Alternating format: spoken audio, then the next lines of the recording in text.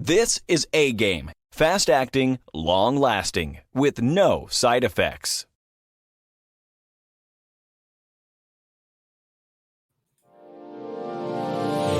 Hey all my Crimsonites, and welcome to the Crimson Cure channel, where we embrace our femininity, increase our womanly value, and celebrate our brothers. So join me on our feminine journey to learn, heal, and grow.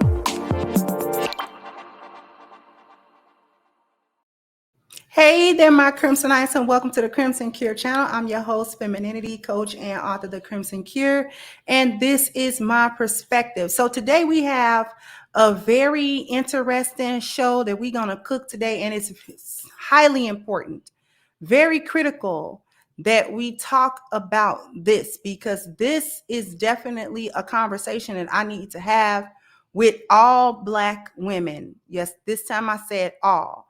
I'm going to show a clip, and then I'm going to read an article, and then we're going to come back and cook, because what I'm talking about today is a white woman named Nora Vincent actually deleted herself, assisted deletion in Switzerland, and she did this in July of this year, and they only reported it in August about her death. So they kind of hid it a little bit from the public. This woman is a famous author that got famous from writing a book called Self-Made Man, where she sort of went undercover to live life as a man. It was supposed to be a 2-year social experiment, and she had to tap out. And she actually, it drove her insane to do this. So I'm going to show a little clip, and then I'm going to read the article. So give me 2 seconds. Let me go ahead. Share the clip. Hold on. I'm sorry. Here we go.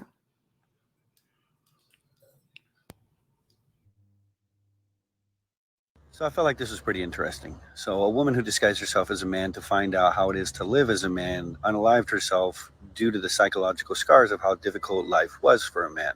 Let's read on. Says she was a radical feminist who believed men live life on easy mode and tried to prove it by disguising herself as a man for 2 years. Instead, what she found out is men actually have it harder, and wrote a book about her experience. Apparently, she had to quit after 18 months because she was starting to strongly dislike women due to how bad all of them treated her when they thought she was a man. So first things first, RIP to her, that's pretty sad. But to all you women who think life is just so easy for a man, this woman actually tried it, and she tapped out, and pretty much in the ultimate way. Most men have a hard time just being themselves in society without unaliving themselves. And you think that if you were a man, it would be easier for you? I think y'all really underestimate the difficulties of being a man sometimes. So I felt like. So I'm going to stop sharing that. And what I'm going to do right now is I'm going to go ahead and read out this article. It sort of details what's going on. Nora Vincent, who chronicled passing as a man, is passed away at 53. Since in the winter of 2003, Nora Vincent, a 35-year-old journalist, began to practice passing as a man. With the help of a makeup artist, she learned to simulate stubble by snipping bits of wool and painting them on her chin. She wore her hair, already short, cut into a flat top, and bought rectangular frame glasses to accentuate the angles of her face. She weight trained to build up the muscles in her chest and back, bound her breasts with 2 small sports bra, and wore a jock strap filled with a prosthetic penis. She trained for months with a vocal coach at the Juilliard School in Manhattan, who taught her to deepen her voice and slow it down, to lean back as she spoke rather than lean in, and to use her breath more efficiently. Then she ventured out to live as a man for 18 months, calling herself Ned, and to chronicle the experience. Now, this right here, what I just read, all of the stuff she went through tells you a couple of things. She trained for months with a vocal coach at Juilliard. This is a privileged woman. She grew up privileged. Her father was a lawyer for the Ford company, motor company, as she was growing up. So this was not a poor white woman. This was a white woman in a privileged standard. And then you read about all of the biological things she had to do, and be cognizant of if she was going to successfully pass as a man. Okay, deepen her voice, slow it down, lean back, okay, rather than lean in. Especially if you notice when I speak and I get impassioned, I lean in. That's a feminine thing to do. And to use her breath more efficiently. Men breathe differently than women do. They even breathe differently than we do. Anyway, she did so in Self-Made Man. And when the book came out in 2006, it was a nearly instant bestseller. It made Miss Vincent a media darling. She appeared on 2020 in the Colbert Report, where she and Stephen Colbert teased each other about football and quote unquote penis size. But the book was no joke. It was nuanced and thoughtful work. It drew comparisons to Black Like Me, which is the inspiration for it, if you know. With Black Like Me, the white journalist John Howard Griffin's 1961 book was about his experience passing as a Black man in the segregated Deep South. David Kemp, writing in the New York Times book review, called Miss Vincent's book rich and audacious. Miss Vincent died on July 6th at a clinic in Switzerland. She was 53. Her death, which was not reported at the time, was confirmed on Thursday by Justine Hardy, a friend. The death, she said, was medically assisted and what is known as voluntary assisted death.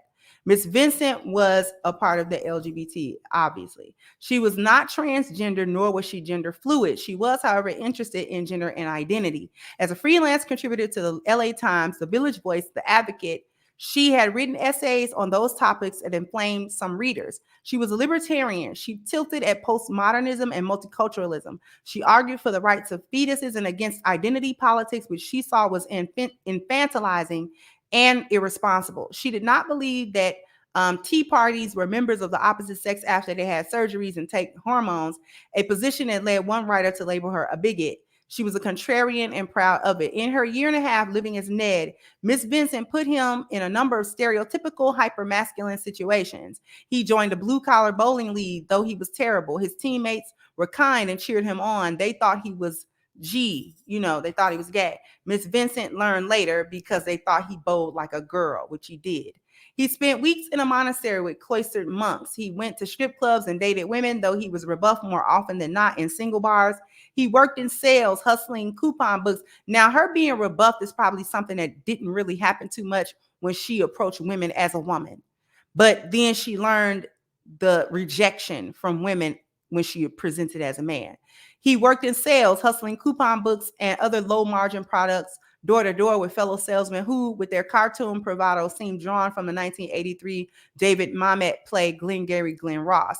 Finally, at an Iron John retreat, a therapeutic masculinity workshop, Think Drum Circles and Hero Archetypes, modeled on the work of the men's movement author Robert Bly, Ned began to lose it. Being Ned had worn Miss Vincent down. She felt alienated and dissociated, and after the retreat, checked herself into a hospital for depression. She was suffering, she wrote, for the same reason many of the men were suffering.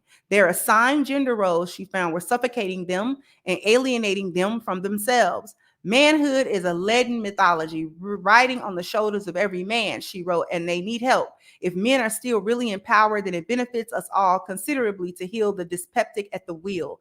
Miss Vincent practiced another feat of immersive journalism for her next book, Voluntary Madness, My Year Lost and Found in a Loony Bin. The idea came to her after her Iron John unraveling when she had committed herself to the hospital as a suicide risk. While in treatment, she said she thought to herself, man, what a freak show. All I have to do is take notes and I'm Balzac.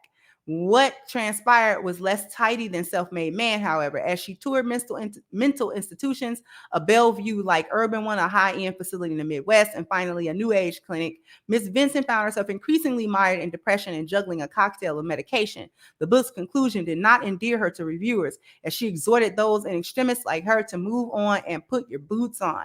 Nora Vincent was born in 1968 in Detroit. Her mother, Juliet, was an actress. Her father, Robert Vincent, a lawyer for Ford Motor Company. The youngest of three, she grew up in Detroit and London, where Mr.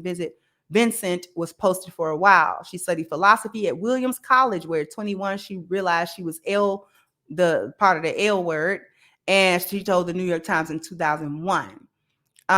So this is a woman, and I took the time to talk about her so everyone who was unfamiliar with her could get some bearing on what I'm talking about. This woman, years after the fact, never recovered psychologically from her stint trying to live in the world as a man. And she did what she thought was easy. See, she thought, as a part of her carefully crafted woke LGBT libertarian liberal blah blah blah life, that white men who are at the top of the food chain had life much easier than anybody else, including white women, including black women, including black men. So she went with what she thought was going to be low-hanging fruit for something that she thought might be fun, probably a fun little social experiment. I guarantee you she didn't think it would cost her her mind and cost her her life ultimately, for going through life, for trying to go through life passing as a man. Okay, this drove this woman insane. She went through, okay, this is America. This is a society built by white men for the benefit of white men. So if I go through this society as a white man, I actually need to have it easier than how I think I've got it as a white woman. See, white women are always appropriating other people's oppressions and thinking that they're oppressed. This is a woman who grew up in privilege. I don't know how she thought she was ever oppressed on any end, but she apparently did think she was oppressed by the patriarchy. And she set out to prove that the patriarchy was this horrible thing that only favored men and it put women at a disadvantage. If you look at the Wikipedia page, okay, it says that her book, Self-Made Man, retells an 18-month experiment in the early 2000s where she disguised herself as a man. Vincent wrote that the only time she had ever been considered excessively feminine was during her stint as a man. Her alter ego, Ned, was assumed to be gay on several occasions. Features which had been perceived as butch when she presented as a woman were perceived as effeminate when she presented as a man.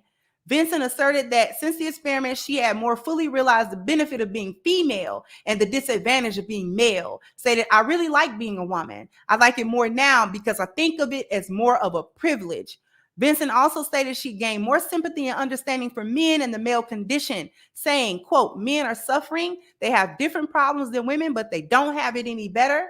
They need our sympathy. They need our love, and they need each other more than anything else. They need to be together. So it gave her empathy for men, but it also gave her a devastating paradigm shift that caused that cognitive dissonance that she could never, ever recover from. Black women, y'all might be saying, well, what does a white woman's experiment have to do with us? Because you're doing the same thing. This is an identity crisis for Black women. Don't Black women have an identity crisis running around here trying to be Black men and running around here trying to have victim Olympics by saying that Black women always have it harder than Black men? You took on the white feminist talking point. You took on her fight, a fight she don't even have, as Miss Vincent's experiment taught her and everybody else. This is a fight that white women don't even have. She took the low-hanging fruit and found that the experience of living as a day-to-day, everyday, average white man wasn't any better than her experience as a white woman. As a matter of fact, it was quite a bit worse. Because even though this system is what it is, he was still a man in it. Okay? And she could not psychologically handle the everyday activities that men handle that women are quick to say you should man up and handle. And Black women got that bad.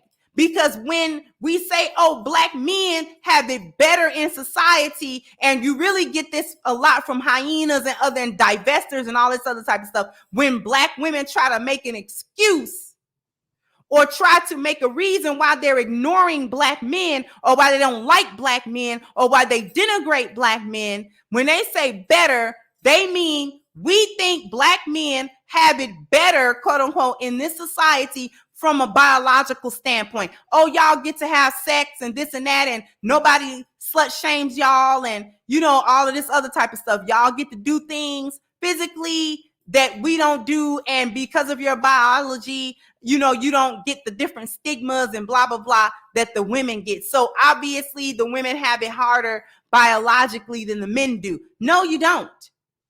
Not at all. Culturally, you think black men have it better. Oh, the culture serves black men because black men are somehow part of taking advantage of the so-called patriarchy that white men built. No, it's all a false narrative that you got in your head, that you got from white survivalism and its proxy feminism that black women took on 100%, 1,000%, saying that, oh, black men have it culturally easier. How?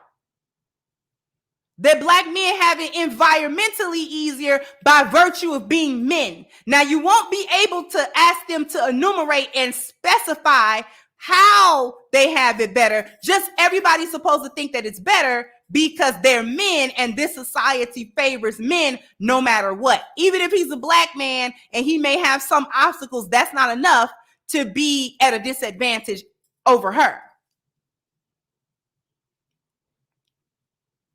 This is where the identity crisis comes in at. This crisis was created by white supremacy, right? And carried out by feminism. So it gives the illusion that the grass is greener on the other side, of that being a man is better. So much so, the grass is so much greener on the other side that you don't even have to water it to keep it green. And how do black women not water that grass? You don't water the boys. You hate black men to such an extent that you hate them as boys. You don't cater to them. You don't see them because you feel the way you feel about black men. It makes you turn a blind eye to the school to prison pipeline and how your son getting set up for the rest of his life. How he's in the 6th or 7th grade and can't really read, and you feel like that's not your responsibility as his mother to make sure of that. You will berate him or laugh at him or belittle him for not being able to read at the grade level that he at. But whose fault is that? Whose responsibility was it to make sure that his education was going to be on point and that he was on point in school? You. That was your job. And he's failing under your watch. He's not only failing in school, but you're setting him up to be a failure as a man. And then when he gets to that point in his life where he has to take on manhood and he can't do it, then you want to put him out. Then you want to castigate him. Then you want to ostracize him and talk crazy to him. You raise him and handicap him as a son husband. You handicap black boys. And then wonder why they grow to be handicapped black men. And then you want to blame him as a man. Well, you should just man up. Well, the society is built for you as a man. Why come you not being a man? Why didn't you water the grass? And then wonder why it's brown. You didn't water it. Then you wonder why it's dead. Why ain't no life in it? Because you didn't put life in it. You didn't feel that there was a need to do so. Because you think that black men don't have it hard as you. If this white woman had to delete herself because she couldn't psychologically recover, what do you think you're about to do? Because y'all think y'all are the new ninjas. That's what y'all run around here and say. Y'all are running around here trying to be masculine and any excuse not to be feminine, because you want to try to say that life is better being a pseudo man. You have no idea what men go through. Whatever white men are going through, black men are going through it 4, 5, or 10 times harder than them. You have no idea. You are not psychologically equipped at all to deal with the everyday stuff that's normalized for black men. Being a beast of burden. He in a society that does not value his masculinity at all. He's supposed to suffer silently. He's supposed to get all this value to himself so everybody else can benefit from that value. And he may or may not benefit from it at all. He doesn't get any honor. He doesn't get any respect. He doesn't get anything that makes him feel as though his sacrifices and his masculinity is actually being, thought of well, or he's being congratulated for it, or he's being honored for it, or at least you're not disrespecting him at every turn. He's not even comfortable to be masculine because that's got to be beat down, beat out of him. Because the world he lives in not only doesn't value him as a black man, it doesn't value him as a man, period. And you help that. Black women, you help that. Because you've engaged yourself in this stupid gender war. I know I'm going a little long, but you've engaged yourself in a gender war, a war with black men that's got to fight anyway. And you're mired in the stupidest thing you could be mired in because you let white supremacy put a feminist battery in your back. So now you coming over here fighting and arguing with the men about being a man, and when they say just you be feminine, and we actually need that feminine energy because of all of the stuff that we deal with as men on a day-to-day basis, you refuse to do that. You refuse to do that.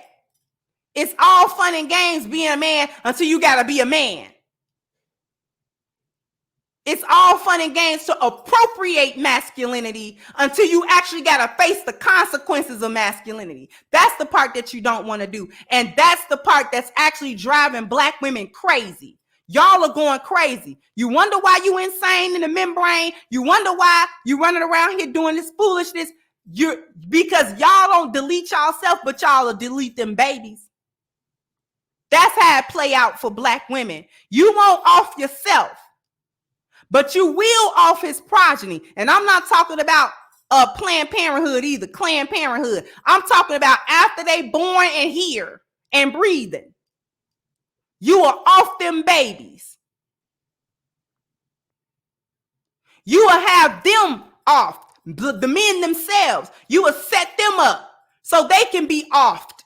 That's how it play out for you. You don't dare put it to your head and pull the trigger yourself.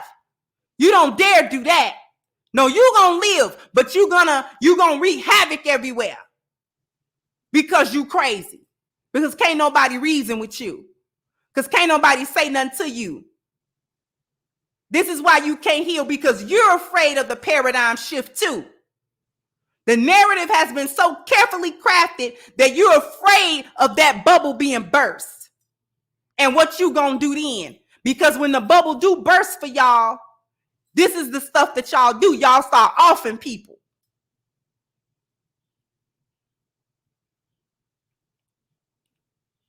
They taught you to envy and to hate yourself and your man. Black men are profiting off of patriarchy.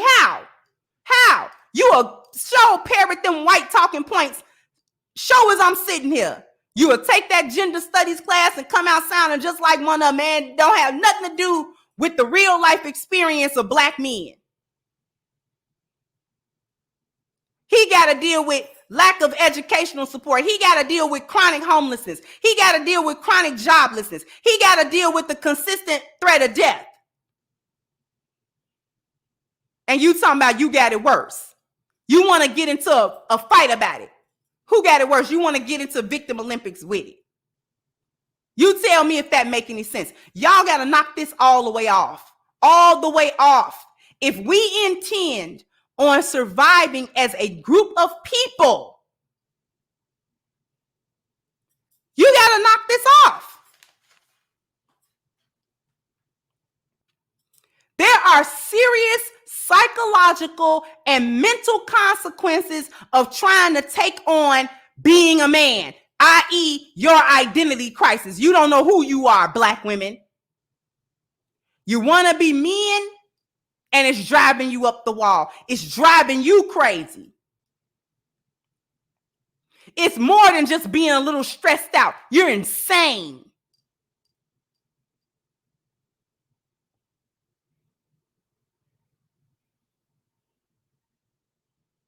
And that insanity has blinded you to everything going on around you.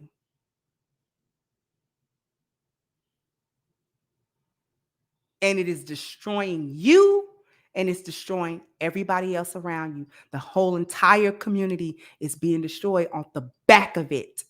Knock it off. You're not a white woman. You never were. You never had her fight. You never did. And you didn't have to take it on. Drop it.